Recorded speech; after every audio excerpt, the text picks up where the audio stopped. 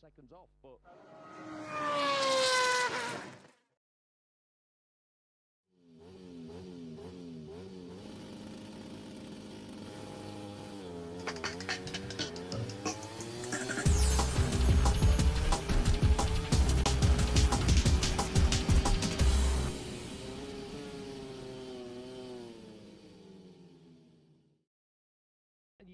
MotoGP moves away from the Circuit of the Americas and over to the Lusail International Circuit in Doha, Qatar. Welcome to qualifying and a crucial session as we prepare ready as the 15 minutes of Q1 is about to get underway. Green light is about to go on and qualifying for the Qatar Grand Prix is now go. Hello everybody, welcome then. This is the critical session. 15 minutes of Q1, then followed in as well with 15 Q2 minutes. The top runners from the two here progress up, and in this session Jorge Martin, Augusto Fernandez, alongside Luca Marini, Enea Bassini, Raul Fernandez, Brad Binder, Somkat Chantra, Juan Mir, Alex Rins, Jack Miller, Marco Bezzecchi, Ogura all going in as well. I think Ian Birch still here in the commentary box now with the microphone down to him and Megan to the podcast. How did it go? Yeah, I think it went fine. Yeah, it sounded fine from what I was listening to in the other room. Yeah, we can hear you. Yeah. Yeah. Yeah, I can hear you now. Yeah. So I'm using different I'm using a different headset than Megan, so I can hear. But yes, looks all good. I'm not saying who won the World Superbikes, but you know, you could hear. Yeah. I'm not surprised as a flash of red goes past me up here in the comms box. Q1 starts now as well, says Plug coming in as well. S8 Sean says, Alex Marquez first in his crash this season in FP2. Oh, so that's what I missed from Megan. Alex Marquez crashing out. Okay, not too bad then. We've got a strange one because he slipped off really fast, as if something, one of the wheels had stopped, which you hadn't, or you know, like when the brake comes on. I gone off completely, yeah. But it didn't flip over. It just sort of what? It just followed him, and you know, that's strange because usually it just as the traction from the wheel that's turning trails in, it flips, but it didn't, which suggests that there wasn't a lot of power as he went around that corner. Maybe that was it. He braked too hard, it didn't have enough power, and lost the front end. Yeah, it's not the best situation to get going at this circuit along the rest of them. It's a tricky one to get 110% right. So we'll just adjust the screen up here in the comms box so that we can actually have the track map ready. It's just it takes ages this with the blog.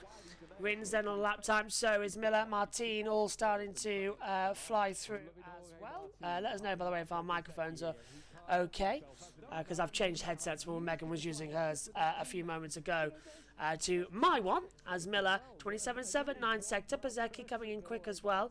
Martin flying up, so they're going to have, I think, a few do's and don'ts will be coming up shortly in this session, mainly because they don't want to have more and more accidents sort of flying out from each other compared to the previous couple of sessions we've had out here at the circuit.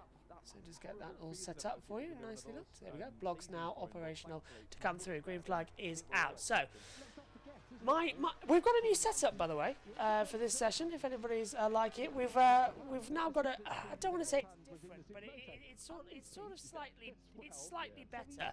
As still this microphone is a bit tricky to get right. There we go. I've got it right now. Yeah. So basically, we've got a new map book and it can stream more powerful. So when we have to be in a different commentary box, it's now a lot easier to be in a second commentary box to hook up, and we can have a virtual green screen behind us because there's no green screen there. So I can go as far back as I like and there's no one there, but it's all virtual. Looks fun though. Apart from if I turn that way, the microphone. Oh no, it doesn't do it now. It must be only when it catches the light. Anyway, I'm rambling because we're still waiting on the first sector times, and here they come now. So it'll be Marco Bezzecchi. He'll be first across the line then. We're riding with him out of the last corner. Jack Attack as well. So it's Bezzecchi, fastest, with Miller second, Martin third as the lap time started to come in. Ayagura 151.502. Alex Rins goes up there. Binder now takes it in second. Marini goes in fourth as well, so there's a few deltas still popping around out here. I'm surprised actually. I thought there would be a sort of a harsher apprentice to come through. Who are my picks to get into Q1 and Q2? Well, to leave this session, it's quite hard to tell actually. I'd say, certainly I think no, not Bezecchi. Agura was quick, as I'm hearing commentary saying the same thing. So I reckon that could be a case as Agura dives through. Okay, so I think Agura could be quick. After that, I reckon it's anybody's guess. Binder's an opportunity. Rins hasn't been looking that strong on the Yamaha. I think we're in for a truly unpredictable one because it's all over. The two Aprilias aren't quick. We know Martin. To be fair, it'd be a miracle if Martin can qualify anywhere near the top 15. Martin didn't do that well in the practice session just now. I thought not. But has he been, like, because he's not fully fit, do you think he's just holding back? There's definitely, I think, sort of a break that he's holding back because he needs to do just one good lap in this to get in Q2. And he's capable of it. I mean, we're doing a 151 at the moment. We were faster than that yesterday. I think we saw yesterday, as Megan pointed out in the practice sessions, he was using his legs a lot, and you can see it's his left arm that's most damaged, and he's using his right to pull and push the bike, but he's using his hips and his body and his torso a lot more, and he's done that lap time to go to Q2. That's super impressive. 151.655, stunning lap time there from Jorge Martin. He is not holding anything back at the moment. He's only a tenth and a half off of Agura. Okay. Getting better and better. He's just going to second, as they say, yeah. I don't think there's any stopping him, really, unfortunately. It's that type of situation and that type of race where they can just push each other harder and harder and harder. I'm trying to get this sort of, oh, hello, what's this going on? That's Martin running wide at one. So, oh dear me. That wouldn't have done his shoulder any good. No, that's getting ridiculous into that first corner now as well. He was jumping around too crazily. That would have hurt him in several times harder to come into it as well. So let's have a look at a replay. What are we going to be watching here on the trail break? Yeah, he just shoots straight off. He can't brake. He can't brake, can he? With his the way that arm is, he cannot brake. That's unbelievable. How quickly that came off as well. I can now see the YouTube chat directly alongside the OBS. That's a better way of doing it. I should have done that before. So give it to Megan that way, because then they could have seen it. Okay, just going to second. He's setting a red sector. So we're into the usual gap now.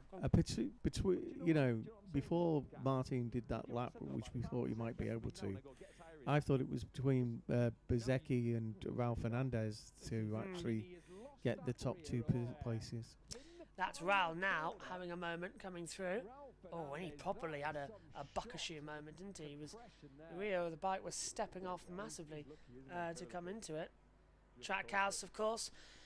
MotoGP American team, mainly a NASCAR team, have come over, and they've brought in expertise as well in order to make themselves a competitive manufacturer. And they were second and third back in Germany, so they've got the skill, they've got the appetite as well. Do you know what, I'm just looking at as they all come down pit lane for the middle of the run. We're in here again for the sprint race later. I am mega impressed by this laptop, by the way, right now. We're streaming at 100,000 kps, which is a lot. We are running only 6.9% of the GPU. If I did this stream in the commentary box on 1,000, we'd be using about 40% of the GPU. Insane. And you've got a nice camera. Everybody can see me. Because everyone was complaining last year about the cameras and the audios whenever we were in this box, and now we've changed it. In fact, that laptop's getting repaired. So, Sean says, so far, Bezecchi hasn't been great with the factory Aprilia, to be honest, and at the moment, based on the standings, Agura is the best Aprilia rider. Yep, a Trackhouse, of course, runs an Aprilia, and he's done a 151.502, as you can see above me here in the commentary box. Also, the camera's wide enough that we can also have Megan sat here later on in the sprint race, which is going to become critical. So we have thought it through. The camera's wide enough that we can have a second person standing here alongside. Whereas compared to last year, do you remember the German Grand Prix when me and Megan had to do the sprint race in here? Literally shoulder to shoulder. It was not nice. I'm going to move my chair a bit actually because it's bugging me how I'm not in centre frame. So 5.5 minutes to go of Q1 then. I'm hopeful, by the way, if I turn it up later, we can hear Susie. Did I see the results of the F3 sprint race? I know a rookie won. Freddie Slater, wasn't it? That's all I know. Freddie didn't win. Freddie came second, right? I know because I haven't seen it. What? I thought you said something. You pick up your mic, then I can hear him. We're in soundproof headphones. Yeah, Freddie became the youngest F3 podium guy. Right. Freddie had a great race. He took it from the start, and then was then overtaken by the winner, and but stayed in there. And when people tried to rough him up by going side to side, he got wheel to wheel so that he couldn't push him off. Because that's the best way to do it. Because they won't risk their own struts but you know they'd risk their own side panels, but not the struts. When's the F2? Oh well, hang on. Why am I looking at that? F1's on right now. Presumably the F2's in between. Or have I missed it? F2's next. F2's next, right? After F1. I don't know where. I think at the same time F2's on. It was really beautiful to watch Freddie's skill at such a young age, because he is a very skillful lad.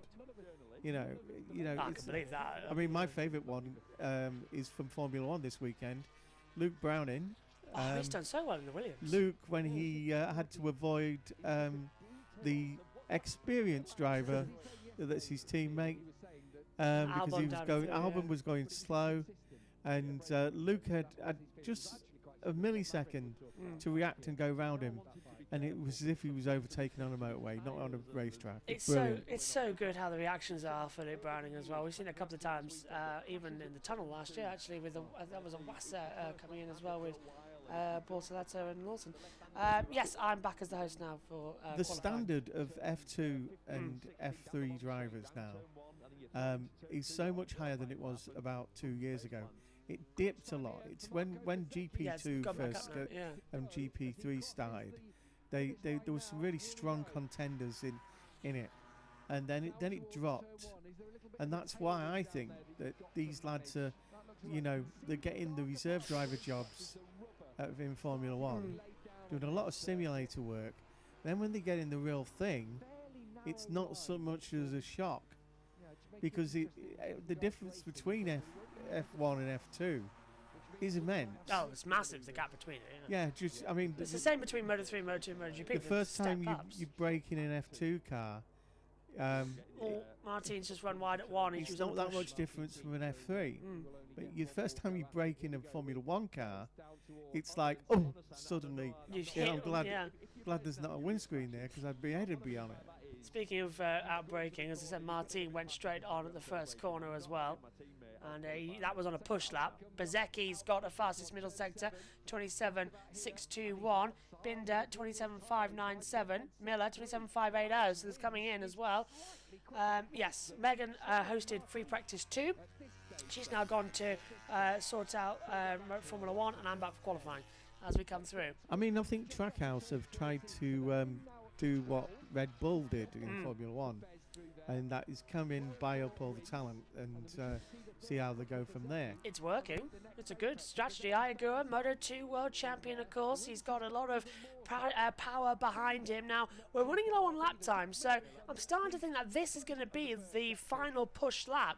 The track temperature's too high to come through, as we are still on the attack, as we've just finished, I believe, the World Superbikes. And hello to everybody who's just joined us watching from that. I just got a notification from it. Over the line at the end of Q1, if you're just joining us, and Marco Bezecchi goes in second. That kicks out Martin. Rins comes across the line on the Yamaha. He now goes into second position as well. Binder is on a sector time. He's 2/10 down, but the gap is enough as he comes to. Rins is only 10,000ths of a second off of Ayagura's time. That's insanity happening right now. Really strong power laps. Here comes Binder over the line then. Can he improve over No, only goes 7th. But Ralph Fernandez improves up to 5th position as well. Miller goes into 5th, 151.735. And now we're all looking to the sector times to see if anybody's going red again, to see if they are going to improve again. I don't think they are.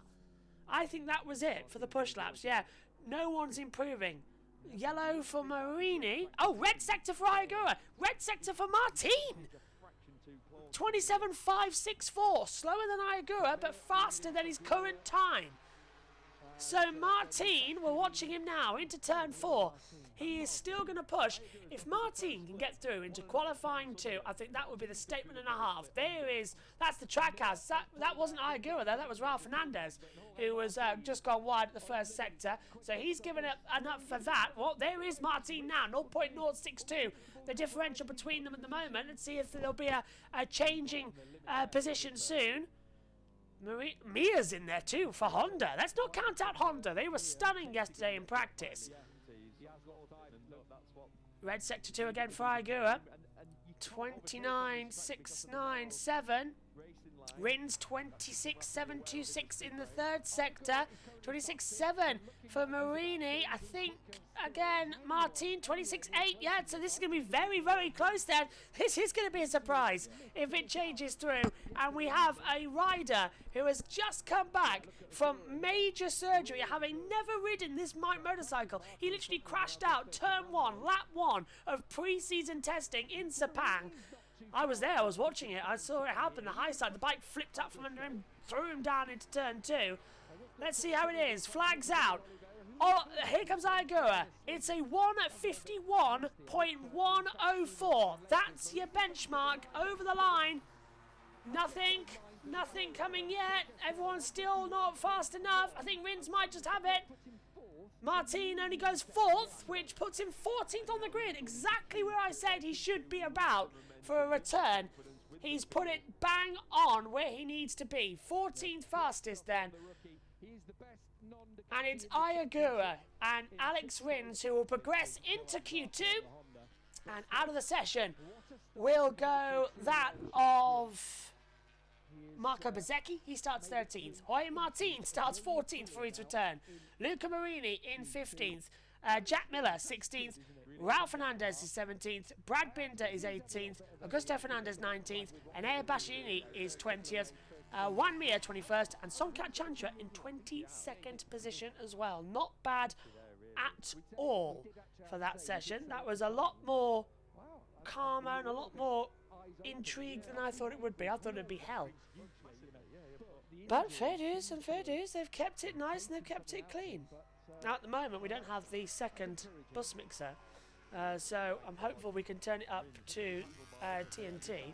If not, I'm going to do a clever thing. You'll like my clever thing that I can do in a second. I'm going to do it now with the other YouTube page, if I can have it open. Because I don't need it now because I've got that open. So I don't know why. Oh, that's right. Just going to log in and throw it down to them on there. Yeah, who needs it when we've got 2 signals? So, Bezzecchi going through, just changing over. I still think that that's a better lap time for Martin. And already you're seeing the differential between them to come in and go that fast, that quick.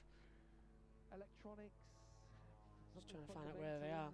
I would have gone to Sky, of course, but it won't work when there's a box open. So I have to use this. Yeah, the screen doesn't work. Importantly, so does the background. So there's your first session then. Let's hand it down to TNT Sports for all of the action as we wait for the next session. Oh, hello, that's not working yet, is it? For the next session to kick in, let's go down to Susie. That was a sensational performance from Iagura, wasn't it? Alicia Spargo, in this occasion, it's Iagura the one performing for them. He's through into Q2 alongside the other factory Yamaha man, Alex Rins. Yeah, thanks, Gav. It was a sensational performance from Iagura, wasn't it? At the top there, making it through to Q2. We didn't see a lot of him on screen, but we did see a little bit. I think they were concentrating on the Jorge Martin story. What did you make of I? solid once again. He's so fast. I've watched him in practice and he just looks comfortable. The bike stops, it turns. He's got everything working, and we know his race rhythm is typically better than his one-lap pace. So yeah, this is confidence inspiring for both him and the Trackhouse team. In these hotter conditions, we know that he's now got a little benefit going into Q2, having put in the 4th fastest lap time of the weekend. So yeah, really standout performance in that session. Hello, by the way. It's the first time I've seen you on camera, so very welcome. And Alex Rins just holding on to that 2nd place to go through to the next session. Yeah, good effort. Looked like he put everything on the line there, Alex. For yesterday, he missed out on the top 10 by the finest margins, and yeah, was able to put it together. So a great lap by Alex Rins. Really improved as well from his first to his 2nd run. So he got it all perfect, and this is with different conditions as well. I mean, the wind is really picking up now, and I can tell you now here, because it's flat, because there's, you know, it's basically desert around here, so you get really affected by, we by are the wind. in the desert. Fast corners, MotoGP bikes, big wings. The last thing you want is strong winds like that. Yeah, and it has, you know, it has been quite gusting today, hasn't it? I just want to mention Jorge Martin, who I think is surprising all of us, really. And you can see he was a bit miffed that he didn't get through there, and he looks good on the bike. Actually, Joan Zarco back to walk behind us just to say that he's obviously got through already to Q2, is flying the Honda flag. But what did you make of Jorge Martin? Yeah, exceptional to come back with so little time on the bike. The fact that he's missed the first 3 races, missed the full pre-season testing, and he's there. He's so close. He's only, this morning, 4/10 off his teammate there, only a 10th off. He's so close to getting through. That's only the 6th time he hasn't made it through to Q2, and he's carrying an injury. You can see on the bike he's not as comfortable because of the left wrist. He can't get his body down as naturally. He can't be as aggressive when he goes in, but he's still making it count. And he's so... everything's so new to him, and he will find a lot of performance out of the Aprilia and himself together as a package. So yeah, good things to come, but that's a really promising start. And just the 10th behind Bezzecchi. It is quite an extraordinary performance so far this weekend, isn't it? Maverick Vinales, as we know, has got great form around here, a couple of victories. He got through to Q2 yesterday for the Tech 3 KTM team, and Nat has been talking to the boss, Hervé Poncharal. Well, Hervé, you've got 2 riders that both have MotoGP wins around this track at Qatar. Maverick up into Q2 directly, and says he's got the balance of the bike right. Does he feel more competitive with each session? How do you think he'll go in qualifying? Oh yeah, since Maverick, started with us, every single round is a better feeling. He's closer to the front guys. We are very happy also because he did his first direct Q2 in Texas last race. Unfortunately, we were hampered, and we couldn't show the real potential of Maverick because of technical problems. But we know that he would have been fighting for a top 5 finish. He did it here, straight to Q2. He feels really good. And as he said, the more I ride the bike, the more I do laps, the more I understand and I feel at one with it. So this is good news. We have to see what he's going to do Q2. But, it's a bit the same story than on the other side of the garage. You got 4 KTMs, both Pedro, Maverick straight to Q2. The other 2, Brad and Enea, struggle a bit more. This is racing. Everything is very close. Unfortunately, Enea is always showing in the main race on Sunday that he's got the pace to fight in front. But when you start so far down, he is a big problem. So clearly for Enea, we need to work on the better feeling on the fast time, on the one-lap time attack. Yeah, we know he can make up the places in the race on Sunday, and he really managed to he started P17 in Texas, and he finished 2 seconds to P4. So we know with a better start position, we can achieve good results. But we need to qualify better, and this is not what we've done here. We thought after Texas, there is some light at the end of the tunnel. Qatar is going to be okay, because also this is one of his favorite tracks here. But still, we have to work a bit more with him. Great to talk to you, Hervé. Thank you. Thank you to you. Enjoy Q2. Go on, Hervé. I suppose Maverick Vinales has got to kind of lead that that team, hasn't it, the KTM team for Tech 3, because Enea Bastianini seems to be all at sea at the moment. It's just up and down, and it's up and down with all the KTMs actually. Let's not forget Brad Binder here almost won the race. and so far this weekend he's not able to express himself, you know, on the KTM. So yeah, it's up and down. Looks like they're still looking for Phil. Enya Bassini has got Phil in race mode, but he hasn't got any in qualifying mode. Maverick Vinales, it's coming up for him. Like Hervé said, they've had a few technical gremlins in. It was all like gelling together. So yeah, hopefully this is a really good sign for Maverick, you know, building on that, and hopefully they can find some solution for the time attack for Enya. Yeah, obviously his wins came on the Yamaha. It's worth mentioning that. And KTM are very different prospects at the moment. Yeah, it seems that way. Even how you ride it, dealing with the vibration. Maverick is focusing on himself, changing how he rides the bike to try and get a little bit more performance out of it. But this weekend, the signs have been good for Maverick, and this is a track that he's strong at. So fingers crossed he can have a good, solid qualifying here. Yeah, it would be great. He's looking at the man who's fastest at the moment across the weekend, Frankie Morbidelli, regained confidence, regained physical form as well, and he's flying high. Yeah, he's looking really good, Morbidelli, really smooth on the bike, very efficient as well, and yesterday looking really fast in qualifying mode. So this is different exercise compared to what we've seen before. You know, those riders are going out there with very low fuel, loads of grip, and they can be rough with the bike, they can be physical, they can, you know, really get the best performance for that just one lap. So it's a different exercise. Pecco is going to have to up his game from SP2 though, because he was a little bit on the back foot early on. That's the scene here. I'll just get a pole shot from both of them here. Emlaf, who are you going with? I'm going to go Pecco Bagnaia. Okay. And I'm going to go for Marc Marquez. I think he's going to really want to, you know, on a track where on paper Pecco came as a favourite here, he's really going to want to take the advantage here. Okay, that's the thoughts from the boys down here. Over to you, Gav. Thank you very much. Yes, the clock is ticking this 15-minute qualifying session for the Grand Prix of Qatar. Who is going to be on pole position? There's a shot in the background is Lusail. You might be able to see the World Cup stadium there. Just see in the sort of top middle of your picture, that was a World Cup final stadium. And then the city of Doha, just a little bit off into the haze. And it has got that hazy feel, hasn't it? It's been very, very warm here today, which starting to, I'm not saying it's starting to drop just yet, but the sun is starting to drop in the sky now. Ayagura's come through from Q1. He's got a little bit of a knowledge of where the wind is and how the track's feeling on a fast lap. But which way are you looking for pole position to go? I'm going to go for Marc Marquez, just for all my fans back at home who love me saying that. 4 in a row, you're reckoning then? Because obviously he's taken 3 first poles of the year. Yeah, I'm going to say 4 in a row. I think this man will do well. I think it'll be close. It's not a foregone conclusion. It'll be interesting to see where Ayagura ends up with that momentum. On board with Pedro Costa, has shown a bit of pace in this afternoon, these afternoon sessions. Maverick Vinales just behind him on track. As Hervé Poncharal was saying, high expectations going forward here. Alex Marquez leading his brother round. Did you see that? Which sort of surprised me. Yeah, and he's surely he wouldn't want Mark to throw his brother round. Is giving himself a bit of room as well. Yeah. And everyone's waiting behind him. If you're Aldeguer, you're just going to wait, which is the right thing. Pedro Costa's going to pass. Wait, no, I'll have that. Obviously, we know they don't get on. No, at all. Really, they were best mates as kids, and there's been a falling out into their teens. And it looks like Aldeguer is having a think about going through. Acosta, I thought, was going to try and have a Marc Marquez there. Surely got to run a little bit wide, but he gets it stopped down into turn 1. One of his great strengths, of course. Always turns in that little bit earlier, doesn't he?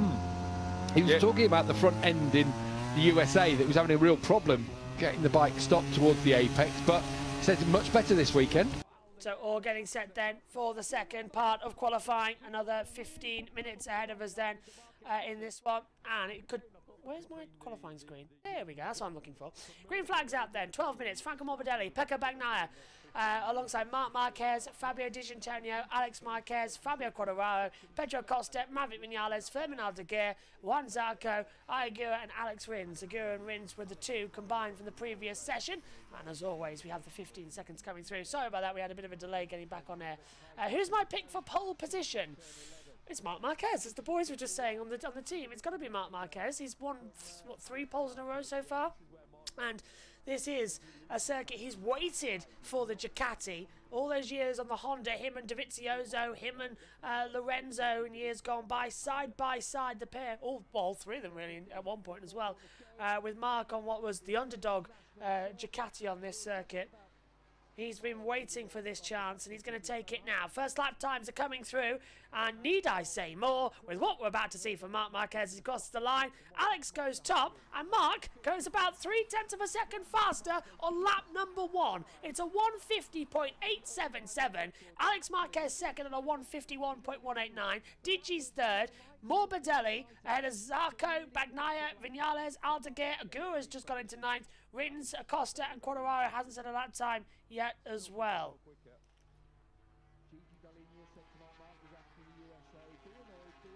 So still coming in and closing together once more. Excuse me. I've got a mute button. I was just looking for the mute button. I've got a mute button. As that they'll come in once again then. So I'm not counting out one of the VR46 riders qualifying in the front row either, says Sean. That's an opportunity to come through as well. Do you know, I really like the fact that at the moment we've got this new laptop because I can actually have a monitor back with what I need it to be. It's no longer feeling like we're commentating in a Hobbit studio. And we've got a 50-inch 4K monitor directly in front of me now, which is slightly better on the eyes than the one in the garage. I don't have a bright light shining on me, and there's no green screen behind me, which means I can fall back and it looks like I'm actually in the commentary box. I'm not even in the commentary box. I'm amazed by that. I know Ian Birch is standing alongside me, but I'm amazed how, with the green screen, you could tell it was a green screen. With this, with the virtual background, because this is on the map book, so sometimes we'll need the green screen, sometimes we won't, but I'm amazed how good it looks. Amazing. Yeah, that's you gone. Anyway. It's because the green screen moves and it makes it... It distorts it, yeah. Yeah. This is a permanent image behind me, and I can just go far back. It's like it's actually the box. You could walk around with that image behind you. Do you know, I reckon I could actually. Let me go. Yeah, there you go. Look, I can stand up if I wanted to. I haven't been able to stand up and commentate in this for a long, long time. Might actually do it for a minute. Alex Marquez still goes second. Marc Marquez doesn't improve that much, but it's a 150.981, so he's still momentarily off the pace. Tell you what, that's a good idea actually, because that means me and Megan could probably stand up. She was asking me a while ago, does that mean I've got to sit down and kneel? No, you can stand now. So, Morbidelli stays in third position. The second runs proves nobody's going to change their times around just yet.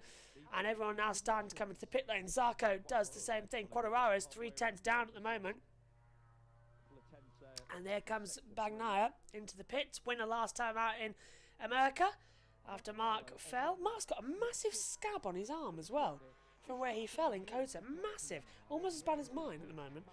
I say almost because I've literally ripped my hand open several times thanks to my skin condition. Once lifting in a new chair, once lifting in this table, once having to stop a burning cooker. Oh yeah, that's another story that we'll tell you during a practice session this year. We had the fireman out last night. Yeah. Mum was cooking again. Literally, no joke, Mum was cooking and the oven wouldn't turn off. So it's been condemned. Quite rightly so, actually. Yeah, it was also burning the unit, so we really did need the fireman. Yeah, it's burned the unit as well, so yeah. But yeah, the grill wouldn't turn off. So if you're wondering where I was in Formula E and IndyCar, I couldn't do it because we were busy, because we didn't know what was happening with the power, what was happening with the electrics or anything. So that's where we were there. Zarco currently still in pit lane. I'm surprised here that we've had, well, that's Pecco, but Marc, Alex, Franco, they've all stayed out there. So we've got ulterior strategies going on right now. It's the practice one yesterday was a little bit more relevant than what it usually is because of this qualifying session. But it is useless. The sun's going down a little. And so, are they trying to get out before the track temperature go down? Well, there's Bagnaia. Bagnaia trying to literally force Fabio Di Giannantonio into going out first. You know, you're not allowed to do that in the pit lane. You're not allowed to go out and stop and start. That was a rule that was brought in a few years ago to come in as well. A little bit of from that one. Alex Marquez comes in. By the way, part of the new Losail paddock building here that they built a couple of years ago for Formula 1, the garage signs are actually permanent and they're LED screens. They're just like normal little LED screens that change with whoever's there. So we saw this in World Endurance Championship earlier on this season when they were here for their 10 hours of, or well, 1,018 kilometres of Qatar, whatever it was. They changed. That's brilliant for Formula 1 because Red Bull change their drivers every week. It is actually probably they should adapt that actually more for the second Red Bull seat. and the way it's going, the rumours that have been circulating. Do you know what I liked, and that died a death after 2 seasons, when IndyCar introduced the lights with the numbers and the positioning on the side of the cars. That was good. I liked that. I don't know why they got rid of it. WEC have kept it, haven't they? WEC still got it, but yeah, I don't know why IndyCar got rid of it. They haven't even changed the cars, IndyCar. They've had the same chassis basically since 2012. Hasn't really changed that much. So, into the final 5. Marquez is in the pit lane. So we've got 2 different kilters. So watch out for Digi, Zarco, Bagnaia, Agura and Rins. They're going to set their final lap times first, and then we're going to have the bonanza from everybody else who's going to go out there.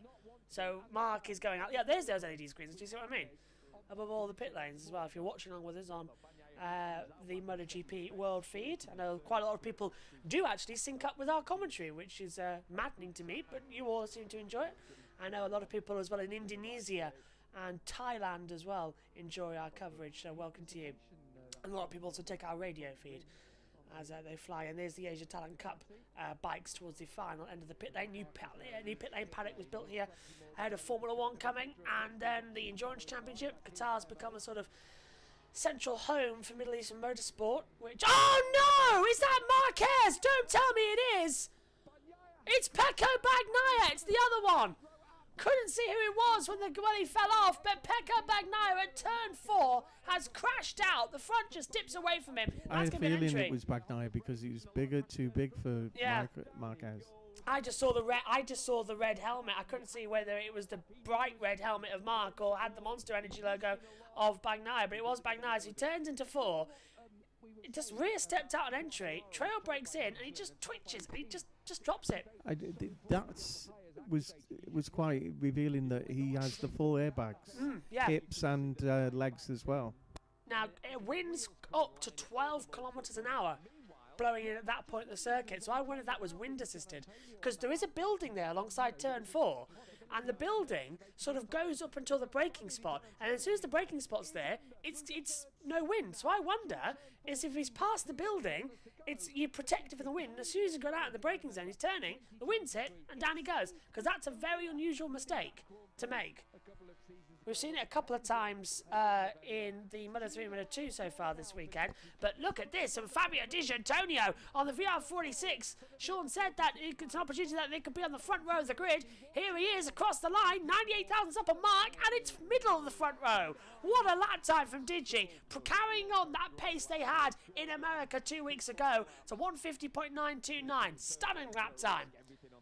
Julian says, kind of funny that last time Mark made a mistake in his favourite track, the situation reversed now. Yeah, Bagnaia, this is his circuit, and he's making the mistake in qualifying, and he won't get a chance to qualify. So that means Bagnaia starts 9th for the Tissot Sprint and the Grand Prix tomorrow. At best, 9th as well. I love the colour scheme for VR46 this year. You know, obviously they got it off Del Boy. It is very much a sort of a limey yellow, isn't it? Luminous, it's called. Luminous. I'm looking at Marc Marquez now. I'm analysing that bike. You might notice that Mark does have the Monster Energy logos on the bike, but he doesn't have any personal Monster Energy logos. That's because he's still a factory Red Bull rider, and he's been blocked by Franco Morbidelli and several riders coming into turn 4. Well, the stewards are going to investigate that one because they've blocked several fast lap times now.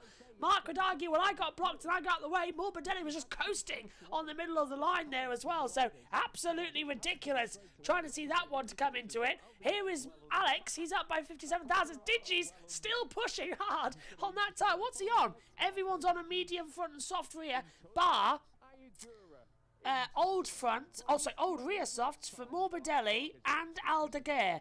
Old medium, well, to be fair, everyone's on an old medium front, but they've got a brand new soft rear in, bar those 2 riders I said. The only riders go for a brand new front and soft, brand new front, medium and rear soft is Marc Marquez. He's got the newer tyre out there, but Quartararo's going faster.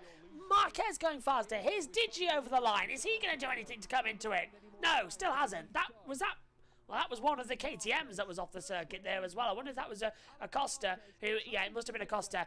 Alex Marquez then looking good. Here comes Igora, 3/10 down at the moment as he comes over the line. Is he going to improve anywhere? Only up to 8th place. So that's middle of the 3rd row of the grid. Right, here comes Quartararo. He's okay. 2nd row so far. Alex Marquez coming up to the line behind him. Here comes Fabi over the line, and it's provisional pole position. Yamaha have found something. Is it going to last long? No. Alex Marquez, 150.6. That's more like it. And Grassini love it. So, it's Alex Marquez and a 150.6 exactly. Quartararo and Marc Marquez with 53 seconds to go. And, well, I can't see anybody else improving. Where's Marc? Marc's now just starting. So, as I said, it's going to be those who went out last are going to have a different run. Here's Marc now. Into turn 1. Someone's down. Is that, someone's gone down. There was some dust up. Someone's gone, I didn't hear anything in the ears, but someone's gone down with that dust that got kicked up. No yellow flags. And nobody stopped down at turn 1 in the first sector. They've all gone through. Don't know where that dust came from then. Quartararo gets out the way. Marc's up by 1/10 of a second. There is Bagnaia. He's going to start this race from the back of the 1, 2, 3, 4, 5, 6, 7, 9, 4th row of the grid. Middle of the 4th row. Oh, and the traffic here is ridiculous. Checkered flag is going to be out now. Alex Marquez, 4,000s off the pace. Marc Marquez is a 10th up at the moment. He's still going to try through the middle sector. He's got that new medium front, new soft rear. Nobody's crashed at the moment, so where that dust came from, I have absolutely no idea at all. It just appeared out of nowhere. Phantom as we come into it. Morbidelli's faster than Marc in the 3rd sector. Aldeguer's down. Alex is still there. It's still all to play for. Digi's not going to improve. He's done his lap time. He's taken the flag. Rins in the pit lane. Igura's taken the flag. So here comes Alex Marquez then. Championship leader, let's not forget, Alex Marquez. Is he going to improve over the line? And he stays in first. Didn't improve on time. He's a 10th down. Here comes Marc. 3,000 off in the middle sector. He's out of the last corner. And he is going to get a slipstream from Franco Morbidelli. This will breeze Marc in to pole position. And it does. Marc on pole again at COTA. 4 in a row in 2025. It's a 154.99. Much better lap time on the front there as well. Marc, it's a Marquez front row. Quartararo 3rd, Morbidelli's 4th, Digi 5th, Vinales 6th, Zarco 7th, Aldeguer's 8th, Rins 9th, Agura 10th, Bagnaia 11th, and Acosta in 12th. So, Bagnaia crashes, new lap record, 150.499, some 3/10 faster than last year's Martin time on a similar Ducati. And it's now Marc on pole once again, the 4th time this year. And after the mistake in the main Grand Prix in COTA, he's certainly going to come back for a charge here. Well, that was sort of a surprise to see how it's going to work. Oh, okay. What's okay? The World Supersport race, I believe that's going on right now. Yes, it has been red flagged due to an incident at turn 5. So they've stopped the race in the World Supersport, which is in their final season, if anybody's wondering why we're not covering it. Oh! Oh, wait, I already knew that. JT's already told that. That's an old race. We talked about getting a penalty. What do you make of qualifying? I thought it was, you know, I thought they would make a bigger meal of it. That's it. It was a bit how we thought it would end up. Yeah. Well, I'm afraid that's all we've got time for. We won't be able to hear from the post-interviews because we have to fly to cover the Formula E qualifying session. That's on the main JB Motorsports channel as well. But we will be back for the Tissot Sprint later on. It's Marc Marquez on pole from Alex Marquez 2nd. Once again, that front row dominates between it. But what a ride from Fabio Quartararo for the first time. Yamaha get the front row of the grid. We'll see you later on for the Tissot Sprint, live on JB Motorsports 2 and premiered later on JB Motorsports. See you later.